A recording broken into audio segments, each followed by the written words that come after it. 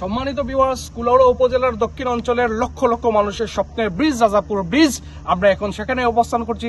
আমরা আপনাদেরকে news net কুলাউড়ার মাধ্যমে দেখাবার চেষ্টা করব ব্রিজের কতটুকু কাজ হয়েছে বা কতটুকু কাজ বাকি রয়েছে। চলুন আমাদের সাথে। ব্রিজের উভয় পাশে বালু ভরাট করার কারণে রাস্তা দৃশ্যমান হয়েছে এবং ব্রিজের এক পাশে ব্রিজ থেকে কিছুটা অদূরে একটা চমৎকার মসজিদও দেখা যাচ্ছে। চলুন আমরা ব্রিজের নিচে যাই এবং আপনাদেরকে আরো কিছু দেখাবার চেষ্টা করি। আমরা নিচে নেমে আসার পর দেখলাম এই রাজাপুর ব্রিজটি কিন্তু 5টি লিন্টার টাইপের কনস্ট্রাকশন স্ট্রাকচার ব্রিজের এপাশ থেকে ওপাশে চলে গেছে।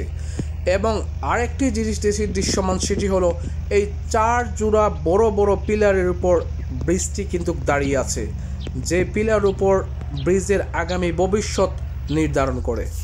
কিন্তু দুঃখজনক হলেও সত্য যে ব্রিজের মূল পিলারের সাথে সংযোগ করা গাইডওয়াল বা যেটি বলি না কোনো, সেটাতে কিন্তু ফাটল ধরেছে। শুধু তাই নয়, এই গাইডওয়ালের নিচের বালু সরে যাওয়াতে গাইডওয়ালের কয়েকটি জায়গায় কিন্তু স্ল্যাব ধসে পড়েছে। এই ব্যাপারে সেতু নির্মাণকারী প্রতিষ্ঠান গুরুত্ব সহকারে বিবেচনা করবেন বলে আশা করি। কুলাউড়া উপজেলার দক্ষিণাঞ্চলের লক্ষাধিক মানুষের আশা এবং আকাঙ্ক্ষার প্রতীক এই রাজাপুর ব্রিজের উপর থেকে আশেপাশের প্রকৃতির দিকে তাকালে প্রকৃতির পরিবেশ কিন্তু অসাধারণ মনে হয়। ব্রিজ দেখতে আসা একাধিক প্রবাসী তাদের মন্তব্য এভাবেই বলেন। আসলাম আমরা বেড়ানির উদ্দেশ্যে, প্রতিমধ্যে পড়লো হাজিপুর ইউনিয়নের হাজিপুর ব্রিজটা দেখে খুব ভালো লাগলো। আমরা দাঁড়াইলাম, তারা ব্রিজটার কাজটা সম্পূর্ণভাবে সুন্দরভাবে হয়েছে। কাজটা কিছু অসম্পূর্ণ কাজ বাকি রয়েছে।